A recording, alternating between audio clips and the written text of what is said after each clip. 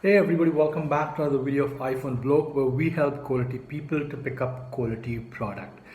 Right, so today I have a topic and a topic which I guess everybody in today's world is indeed talking about it. That's number one. And number two, a kind of a topic which has started its debate, let's say a decade ago, but still not many of us have really found the answer for that. So if you really want to know what that topic is, stay tuned and let's get started.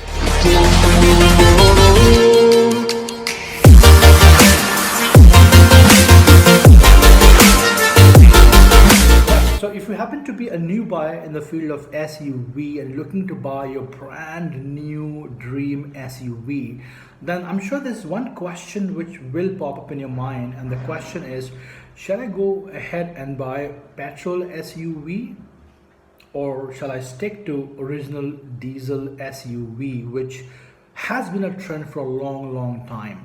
Well, to answer this wonderful questions I'm here and I've got four magical points with the help of my research, analysis, talking to people, salesmen, and numbers to prove and let you know what exactly you should buy and the reason behind that. So, number one, price difference. So whenever a new buyer goes to an SUV market, the first thing what he or she compare is the price difference. Technically speaking, the price difference of a petrol versus a diesel SUV is not that great. You would end up, shelling 80,000, 90,000 more compared to petrol-based variant.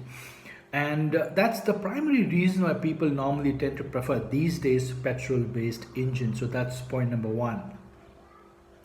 Point number two, cost of maintenance. If I technically look around the overall maintenance of diesel, the diesel maintenance are somewhat high. You gotta admit that people, those who have maintained diesel, those who have driven diesel cars, they know diesel cars will consume a lot of money or more higher price in maintenance compared to petrol cars. So that over here talks about lots of money, especially while doing servicing. And of course, diesel cars are kind of cars where if you keep it at one particular place and you happen to be in Goa or you happen to be in metropolitan, so you're traveling or abroad, you cannot just keep your car idle. You need somebody to push the power button and at least take a drive and come back. Wherein the petrol cars in this category is like ready to go, just like an instant coffee. You buy a petrol car, keep it at one particular place, and you can keep it for months. It won't even have any impact whatsoever, unless unlike the diesel cars. So that's the one advantage I truly believe petrol SUV cars have compared to diesel cars, because diesel car maintenance and service cost is somewhat higher. But then on the contrary, the diesel cars tend to require maintenance at somewhat a little late as well. So for example, petrol SUV would require post 10,000. On the contrary, diesel may go for 20,000, because diesel cars are somewhat little expensive in terms of maintaining and the cost as well. But then again, they will ask you for more of a long number in terms of the mileage and the servicing pattern as well. Mileage and power. Now, if I really go with the history of SUV diesel cars, it has been proven time and again that most of the buyers, so-called the elite buyers, those who buy SUV cars, are going to go towards diesel. This has been a trend, but it's no more a trend right now, because if you see the overall sales numbers of diesel SUV buyers in India, that has reduced considerably compared to what it was, let's say, 4 years ago. The reasons: there is an acute shortage of diesel as a fuel, and people, as prediction, what I have mentioned as the biofuels, the diesel fuel are not going to last long compared to petrol. So that's one of the reasons why the diesel SUV cars have gone a bit down these days compared to petrol cars. But if I talk about real power, torque, it has been proven time and again that diesel cars tend to have more juice when you're going up the hill, or let's say we are talking about pulling power and stuff. But today, to compete with diesel cars, we also have turbo engines or turbocharged petrol engines, which are pretty powerful and quite economical as well. So the balance still is not that particularly balanced, but then if you happen to be a true lover of power, performance, and real SUV, material, if you're looking at, then you may end up buying more of a diesel compared to a petrol SUV. Of course, mileage. You cannot compete with diesel SUV cars if you're talking about mileage. The SUV diesel cars happen to have more mileage compared to petrol based cars.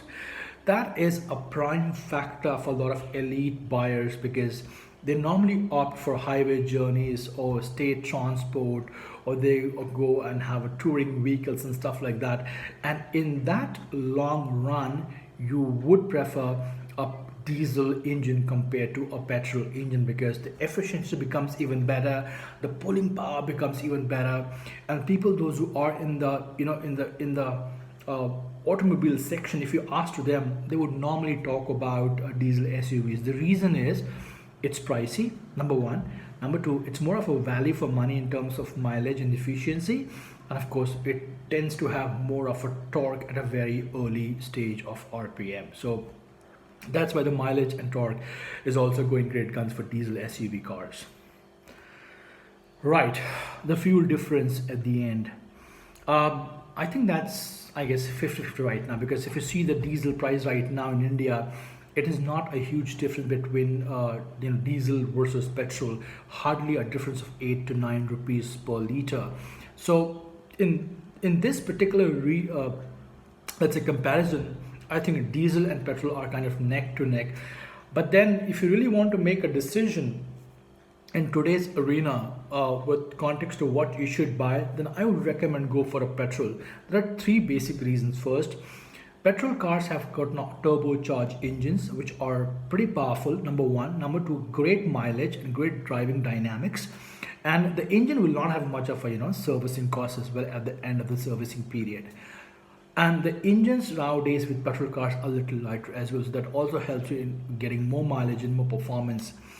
Number two, petrol cars have a long life compared to standstill position. So if you can leave your car for months and 2.5 months, it won't have any impact whatsoever compared to diesel, where you really have to plug in, push, and get started, and take a run and come back. So according to me, keeping in mind fuel situation all over the world, and keeping the inception of turbocharged petrol engines, I think petrol SUVs are going to be the winner in this wonderful segment. But then we do not underestimate the power of diesel, quintessential diesel engines for SUV cars. Because if you talk about an SUV, then the first name what you get in your mind is diesel, diesel, and diesel.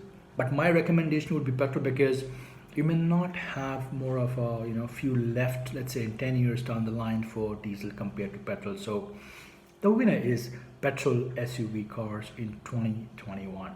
Well, I hope this was useful to one and all if you're making a decision to buy a wonderful SUV in 2021. If it does, subscribe us, comment us, ask a question, and connect with us on Twitter.